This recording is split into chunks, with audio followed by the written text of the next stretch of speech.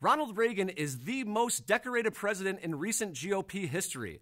So it comes as no surprise quite a few Republican candidates are touting themselves as the next coming of the Gipper. In fact, without including mentions of his library where the debates were held, President Reagan's name was still dropped 23 times last night. The only two candidates not to bring him up, Carly Fiorina and Donald Trump, who stuck to his game plan and continued to talk about Donald Trump.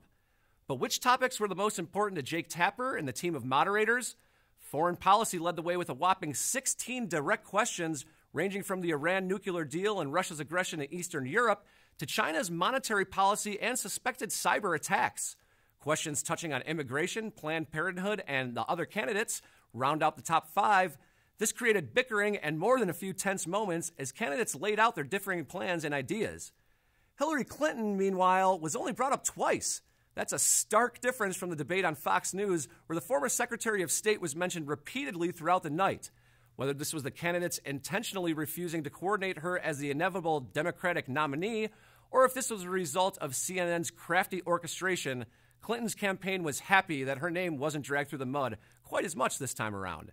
Speaking of Clinton, she spent her night on Late Night with Jimmy Fallon. Curious timing.